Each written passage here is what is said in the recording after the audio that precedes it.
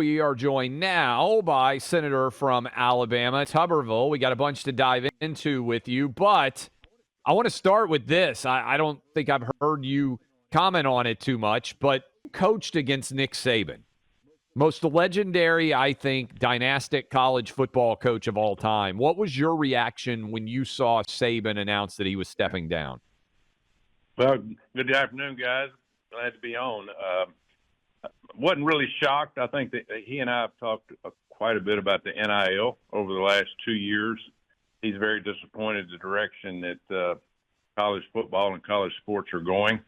I think you could just see that Nick is one of those that he has to control the football team. He has to have total control. And what the NIL does, it takes control out of the hands of the head football coach and coaches. It gives it more back to the players, right or wrong. So he's kind of outgrown his time. Those of us that came up in an era where it was all about discipline, education, and pulling a team together.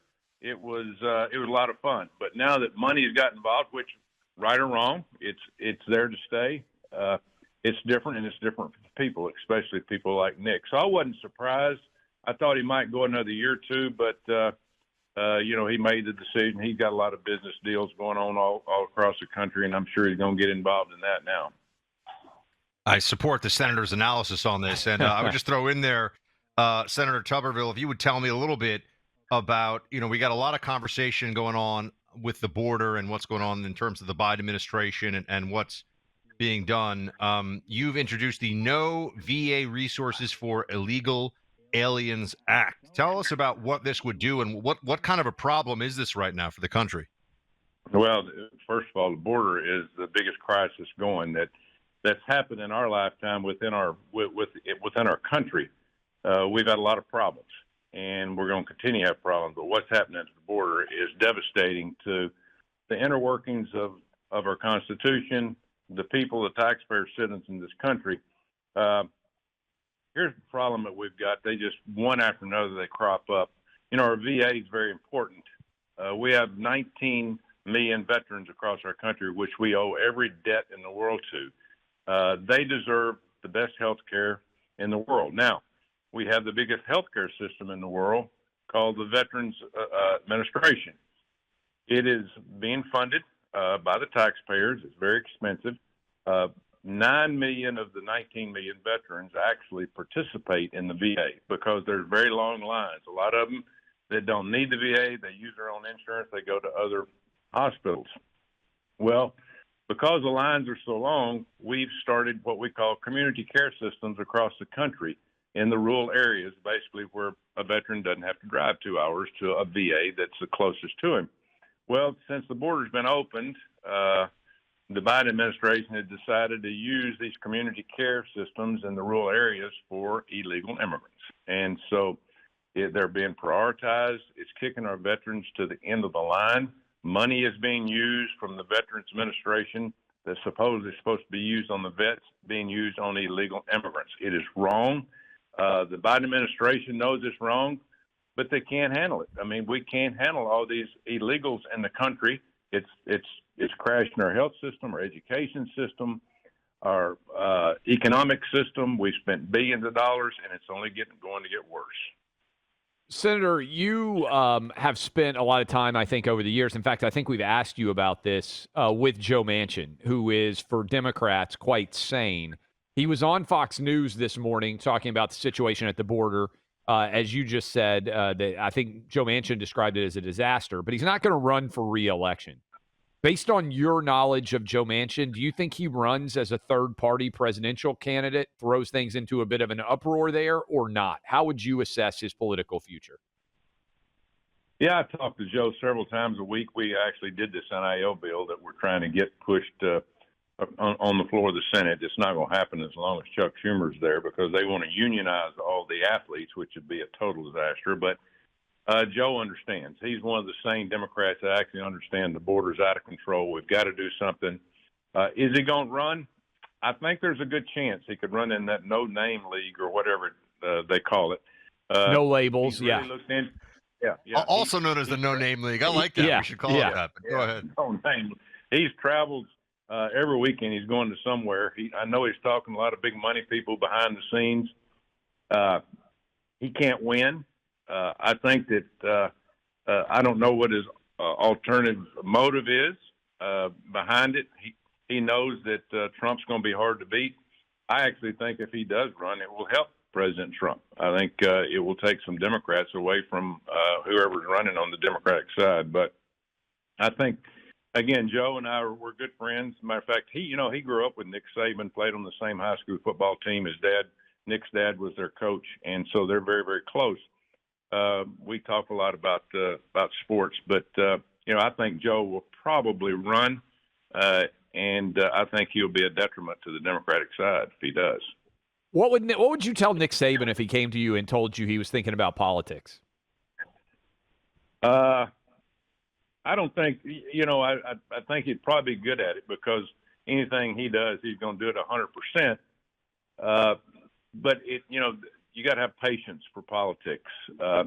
Nick's one of those guys. He's nervous, and he's used to control, and that's one thing up here when you come. I mean, you can control a lot of things, but you're only one vote out of 100. He was the only vote at Alabama for a long, long time that counted. So it's and as I said, that's one of the reasons I think that eventually it forced him to make this decision because he wasn't the only vote when the NIL came in. The players had a lot more power than they normally did. Not that it was not good. It was just that's just the way he and I grew up. And when you start losing control like that, it just puts you in a tough situation. Do you think Joe Biden's going to be the nominee? We're talking to Senator Tommy Tuberville of Alabama. It seems pretty clear that Trump's going to be the Republican nominee. Big 30-point win, as you know, on Monday of this week. Looks like he's going to win New Hampshire. Do you think that Biden's going to actually be the nominee? I don't.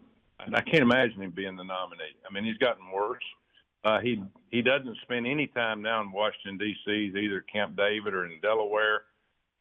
He hasn't done a White House function all this new year, which is 3 weeks or so. He's not a functioning president. I mean, he's not somebody that's hands-on. I think he's letting all his surrogates behind the scenes run everything. And it showed you the other day. Number one, let's talk about the military. I'm on the armed services. That balloon flew across the country. They didn't tell him for 4 days that there was a balloon from China flying over Alaska, entering the United States. It took 4 days for him to tell the President of the United States, hey, we got a little problem here. So that's a slap in the face. Then there's another slap in the face where 5 days it took the Secretary of Defense to call his boss and say, listen, oh, by the way, I know we've had several bombings in the last 2 or 3 days. I'm in ICU. I'm not at work. You might ought to get somebody else to pull the trigger on making decisions in the military. So that's another slap in the face. He is not running the show, and I think people are starting to understand that more and more. They got to find somebody to run. They're going to run out of time, but I'm sure, President Obama, he's the guy that's basically running the show right now. He's looking for somebody to put in there in the last minute, but I don't think it's going to work. I think what the Democratic Party's done to our border and to our foreign relations is absolutely devastated our country, and even Democrats are going to vote for the only guy that can make it better, and that's Donald Trump. Because, yes, he's a horse's butt, but we need one in Washington, D.C. right now that tell these whack job crazies up here what to do, when to do it, get out of the way. This is how we're going to make things better for the American citizens in our country. I know you got a good relationship with Trump. Last question for you. If he came to you and he said, Tommy, who do you think the VP should be? Who do you think the vice president that would make the most sense for Trump would be? Have you given it much thought? Not really. There's 3 or 4 people I'd like to see him pick, but I don't. President Trump is the type of person, a vice president candidate, whoever is not going to help him. I mean, he's got his people. He's going to have 80 million people that's going to vote for him or more. I think this go around, if it's fair, the last one wasn't fair. We won't get into that, but I think we'll have a much fairer election. I think people are really disappointed in what's gone on in the last 3 years. And, but I think, Ben Carson, I'm hearing his name a lot. I'm not talking to the president about it. I play golf with him a lot. I don't want to get in that conversation because he's got enough on his plate. He's going to have people pushing him, but I just hope that, he gets somebody that can take the reins over after he's out after 4 years, because this is our last chance. He's got to win. If he doesn't win, the country, as you and I know it, is gone. It's over with. We can't stand another – I don't know whether we can stand another 10, 12 months of this. It is absolutely out of control. But we got to have somebody that can pick up the reins after he's out in 4 years that can continue on with what he's going to do and get this country back on the right track.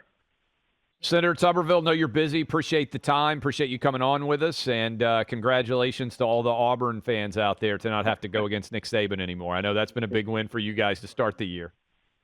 Thank you. That is Senator Tommy Tuberville of Alabama.